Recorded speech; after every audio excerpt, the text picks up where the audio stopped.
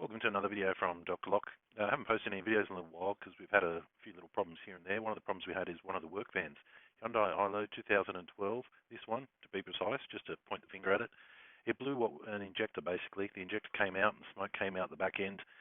We took it to our mechanic. He advised to just replace that injector, which sounded a bit dodgy to me. The car's got 200,000 on it, so I weighed up all my options. Do I get an LDV for 37, or do I buy a brand new iLoad for 52, or do I go get another LDV? And I was just tossing around. Do I go buy another one, a used one, the same condition? And I looked at what the actual car's worth, and it's worth about 15 grand if we get it working again.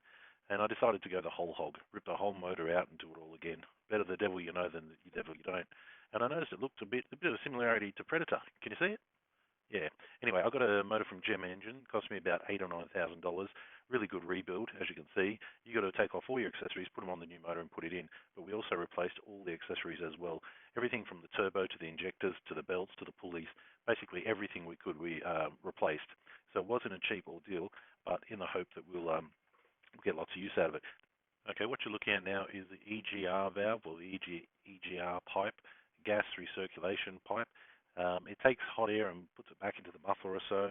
This breaks commonly. My one went on my iLoads, only had 30,000 on it before it went. This one has 200,000 on it, and as you can see, it's broken. The driver was complaining about fumes in the cabin, and this was a very common problem for this particular make and model. So if you've got fumes, or you can hear a bit of hissing at the front, check this pipe. It's about 250 with a label plus a pipe to get replaced, or you could just blank it off if you wish, because it's really not needed. But either which way, if it's cracked like that, then you should probably do something about it. Okay, so how much did all of this cost?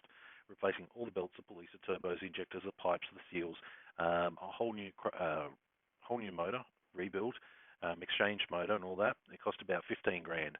So on top of the car, 15 grand. So there's the car. It's now back in action, but not without its faults. We've now got an engine light on. And of course, we've had to put it on diagnostics and find out that we need to put a new boost controller in, which we've done. And next week, we're putting in the mass airflow sensor as well. So another 500 bucks worth of parts, general parts. But at least it's working. If you've had similar problems or you want to leave comments about your iLoad, because they are really a car of choice for a lot of locksmiths, you can. Do you think I did the right thing, or do you reckon I should have just dumped the car and built a new one? Keep in mind that a new car would still need sign writing and shelving and electricals, and that can set you back 10 as well.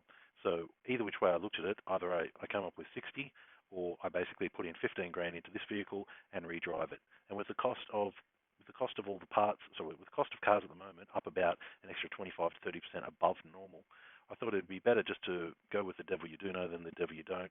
And this machine has done 200,000.